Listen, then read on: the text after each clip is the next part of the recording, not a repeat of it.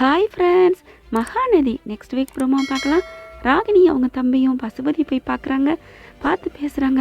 எல்லாத்துக்கும் காரணம் அந்த விஜய் தான், அவனை சும்மா விடக்கூடாதுமா அப்படின்னு பேசுகிறாங்க. அதுக்கப்புறம் வக்கீலை பார்த்து சீக்கிரமாக எனக்கு முன்ஜாமீன் எடுமா அப்படிங்கிறாங்க.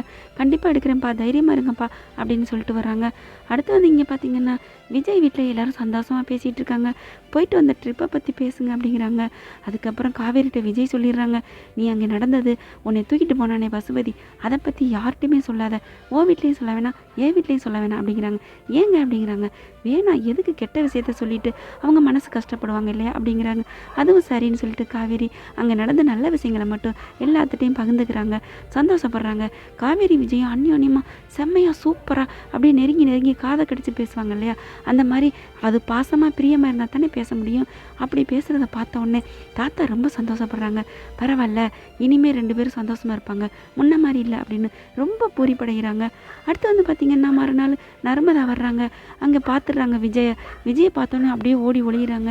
இங்கே வா அப்படின்னு கூப்பிட்றாங்க. பக்கத்தில் போகிறாங்க. ஏன் என்னை பார்த்து போகிற? இல்லை ஒன்றும் இல்லை மாமா அப்படிங்கிறாங்க. நீ எதுவும் பயப்படாத, என்கிட்ட பேசு அப்படிங்கிறாங்க. உன் பேர் என்ன அப்படிங்கிறாங்க. அதுக்கப்புறம் நர்மதான்னு சொல்லுது, என்ன பண்ணுறீங்க, அக்காவை பார்க்க வந்தீங்களா, என்ன படிக்கிறீங்க அப்படின்னு கேட்குறாங்க. உடம்புக்கு நல்லா இருக்கா அப்படின்னு சொல்லி விஜய் அழகாக பேசுகிறாரா. அதை பார்த்துட்டு நர்மதா ரொம்பவே பூரிச்சு போய் சந்தோஷப்படுறாங்க. மாமா நீங்கள் நல்லா பேசுகிறீங்க அப்படின்ட்டு. சரிம்மா, உன் அக்கா சாக்லேட் அதெல்லாம் வாங்கிட்டு வந்திருக்கா, போய் வாங்கிக்கோ அப்படின்னு சொல்லி அனுப்பி வைக்கிறாங்க. உள்ளுக்க போகிறாங்க நர்மதா. காவேரி பார்த்துட்டு ஏய் வாடி அப்படின்னு கூப்பிட்றாங்க. அக்கா அப்படின்னு சொல்லி கட்டி பிடிச்சி பேசுகிறாங்க. அதுக்கப்புறமா மாமாவை பார்த்தேன். எந்த மாமாவடி? குமரன் மாமாவா? இல்லை, உன் வீட்டுக்காரர் தான், விஜய் மாமாவை தான் பார்த்தேன். ஐயோ என்ன சொன்னார், திட்டினாரா எதுவும்? ஐயோ அதெல்லாம் திட்டவே இல்லை, எவ்வளோ பாசமாக என்கிட்ட பேசினார் தெரியுமா, அவ்வளோ அன்பாக விசாரிச்சாருக்கா. அப்படியா சொல்கிற? ஆமாக்கா, உன் பேர் என்னன்னு கேட்டாங்க, அப்படி இப்படின்னு எல்லாத்தையும் அவ்வளோ குணமாக விசாரித்தாங்க. அவங்க எவ்வளோ அழகு, அப்படியே குணமும் அழகாக இருக்குக்கா, இப்படியே இருந்தால் எவ்வளோ சந்தோஷமாக இருக்கும் அப்படிங்கிறாங்க. ரொம்ப சந்தோஷண்டி அப்படின்னு பூரிச்சு போகிறாங்க.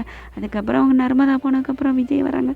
விஜயை பார்த்து என்னங்க, என் தங்கச்சிட்ட நல்லா பேசியிருப்பீங்க போல இருக்கே, ஏன் என்ன சொன்னா அப்படிங்கிறாங்க. இல்லை மாமா சூப்பராக இருக்காங்க, அழகாக இருக்காங்க, நல்லா பேசுகிறாங்க அப்படின்னு சொன்னால், நான் அழகுன்னு தான் ஏற்கனவே எனக்கு தெரியுமே அப்படிங்கிறாங்க. உடனே காவேரி, ரொம்ப பண்ணாதீங்க, நீங்கள் அழகு தான், யார் இல்லைன்னா அதை நீங்களே பீத்திக்கக்கூடாது அப்படிங்கிற மாதிரி பேசிடுறாங்க. அதுக்கப்புறம் உங்களை ரொம்ப பெருமையாக பிடிக்கும் தெரியுமா, என் தங்கச்சி உங்களை ரொம்ப பிடிச்சி அவ்வளோ ஆசையாக சொல்லுவாள், ஆனால் நீங்கள் தான் அன்னைக்கு வந்தப்போ பயங்கரமாக திட்டி விட்டீங்க, அப்படி கடுகடுன்னு இருந்தீங்க, அந்த பயத்தில் தான் அவள் இன்றைக்கி சொல்லிட்டு போனான், ஆனால் இன்றைக்கி நல்ல மாமா நல்லா பேசுனாங்க அப்படின்னாரா அப்படின்னு சொன்ன உடனே சரி சரி விடு விடு அப்படின்னு சொல்லி 2 பேரும் ஓடலும் கூடலும் பண்ணிக்கிறாங்க.